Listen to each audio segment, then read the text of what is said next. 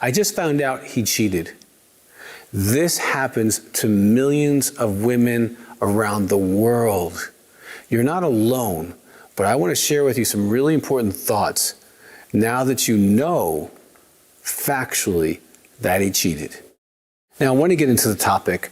First of all, you probably found out in some bizarre way. You found a phone number, some girl texted you or called you, or someone told you they ran into your husband, or you found a strip club receipt on the credit card, or maybe it was pornography and you found that, or a text or an email.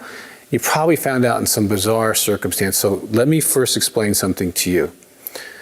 The reason you're in pain is because you are good. It's because you're all in. Most of you are married. He stood before God and friends and others and said, I will, forsake all others. You don't have to worry about that. That's a closed door, and I'm going to love, honor, and cherish you. And then you find out that that's not true. And the trying to figure out what your story really is and to put your history together, that's really, really important. But I want to be really clear. You did not cause him to cheat. It's not about your body. A gray hair, a wrinkle. It's not about gaining weight or losing weight. It's not about you're not enough. It's not that your sex isn't good enough. It's that he chose to cheat. Now, let me go through several reasons as to why he might have made that choice, and none of them absolve him of the choice. Because no matter what influences a person has in their life, and I'm going to cover several, they are still responsible for the choice. Even someone who's an alcoholic, if they pick up the bottle, it's a choice. A drug addict picks up drugs, whatever, it's a choice to cheat. Now, why someone would do that, there's several reasons, and none of them have to do with you or even your marriage. Because even in the worst of marriages, they had choices to have sexual integrity, divorce or separate, or go to a counseling session and work on it. Or not work on it, but still have sexual integrity with you. That was on the table, and that's a choice. So first of all, I don't want you to blame you, because I've been working with people who cheated for the last 30 some years of my life. It's not the woman's fault. It never is. And that you blaming yourself is the longest way to heal. You giving full responsibility to the person who actually did the behavior is your quickest way to heal. And you're going to need to heal. Even if you had a wonderful childhood and a wonderful life and everything was great until you found this out, you're going to need to heal. But let me get through some of the reasons why he cheated. Number one, he's broken. Maybe he was sexually abused. Maybe he was abandoned, neglected. Maybe has addictions in his life. Alcohol, drugs, sex, porn, food, gambling, work. And he's not matured emotionally, spiritually, or morally. Now, when you have an addiction in your life, you make decisions like a 14-year-old. And so you rationalize things like, well, as long as mommy doesn't find out, it's okay. And so as long as wifey doesn't find out or girlfriend doesn't find out, it's not wrong. Now, you as a mature, morally mature person, you know that's crazy.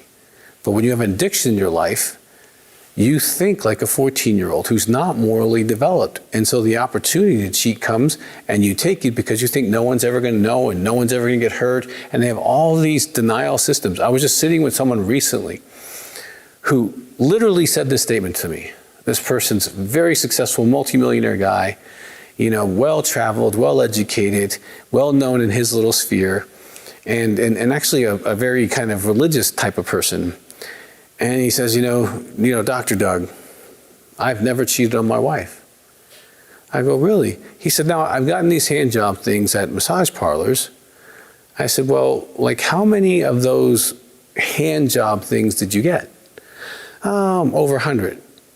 Your wife's going to think that you cheated when she hears that statement, because you did. And it took me several minutes to massage this idea, that he actually cheated because he was still in his addiction, in this case, a sex addiction, and still in denial and still minimizing what he was doing. So first of all, it's not your fault. He was broken in some way. Now, if he chooses to heal, he has to deal with that brokenness, okay? The second thing or another thing that's really important for you is to accept that you've been hurt. I don't mean just having a bad day hurt. I mean, this is a scar for life. Now, it doesn't have to be pain for life, but you're going to feel hurt. You're going to feel anger. And it's really important you address those anger issues as soon as possible. You're going to feel betrayed because you have been betrayed. You probably have cried and puked and convulsed. Those are all normal things. Now, you just found out. But if you don't grab some real help quickly, it could lead into complete post-traumatic stress disorder. It could lead into complete depression. Now, these are statistics. If you get the book, Partner Betrayal Trauma, or download the video, please get information. I'm going to actually say go to partnerbetrayaltrauma.org. Do that. There's a lot of tests and free information there for you to look at. But you have been hurt. Okay, he is broken. You are hurt. Number 3, he can't heal you. You're going to have to do your own work on this. All right, so get support. Call my office, 719-278-3708. Talk to experts in infidelity so that you're not getting bad advice. You're not getting blamed. You're not told to wear sexy outfits. I've heard counselors tell women who've been betrayed and traumatized the craziest things. So please make sure that whoever you see has some training in partner betrayal trauma, infidelity, sex addiction, and those kind of things. All right. Now, number 4, you do deserve the truth. Now, I'm going to lay something out here because you just found out. And if you're a Western woman of any type, you think if you have all the information, you can stop this from ever happening in your life, and that's not true. You can know every detail down to how many hairs were on the girl's head. It will not be predictive of him being faithful to you. Now, here's the thing about details. Every detail you ask of him and he tells you, you will have permanent memory of, you will never forget, and some of them may be triggers for 10 to 15 to 20 years. Now, I do believe you deserve the truth and facts. However, when you get into details, what was she wearing, what restaurant, was she blonde, was she this, was she that, you're going to create scars for yourself.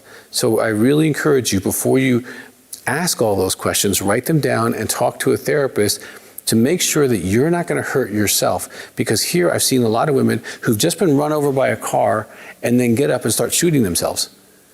So you don't deserve more pain. And those facts are not going to heal you.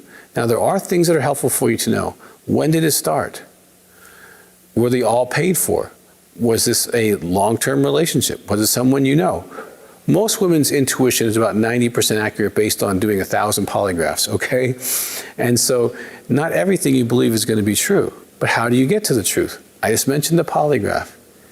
Very important and very helpful. When people come see me, they do a 5-day intensive. They're given the opportunity to take a polygraph. If they want to take a polygraph, it really clears the air.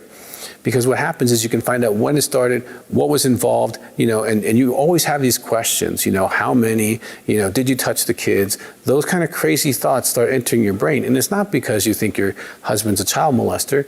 It's because you want to be a good mom. You want to make sure that you're protecting your family. You've been damaged. You want to make sure that no one else has been damaged. And those are normal questions that women have in their hearts and minds. So I don't want you to feel like you're a freak if you have all these kind of questions going in your head. However, without a polygraph, you're not going to get resolve. And if he truly wants to work on the marriage or work on the relationship, he can do a polygraph to verify this is the truth and do them every 3 to 6 months down the road for a couple years to make sure that you know that he's protecting you, he's keeping his word, and he is actually addressing the secret world. Because if he keeps the secret world, his chances of acting out with another person in the future are pretty high. Okay, so it's not your fault. He's broken. You do need to take care of yourself.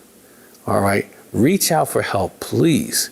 Okay, you do deserve the truth, but be very careful with that. Now, we have phone groups. We have intensives just for you. If you decide you don't want to work on the relationship, you still have damage, you might want to come do intensive, clean it up so that you can be as healthy as you can be. If you're going to try to work on the relationship, and if you got kids, you want to be as healthy as possible, you can do an intensive or do some phone counseling. But please, this is a critical moment in your life. You are making major decisions. I really encourage women first, get some healing, give it a little time, clarity will come to you, you don't have to react as a decision, and you are writing your story, not his.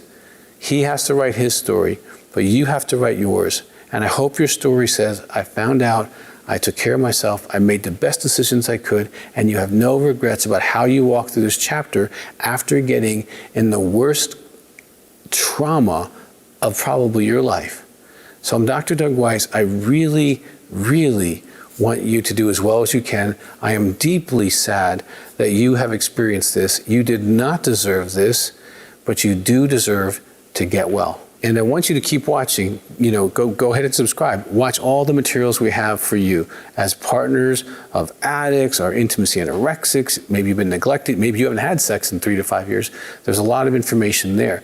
And also, there's just a lot of really good help. So subscribe, comment. I care about you, and please take your next step.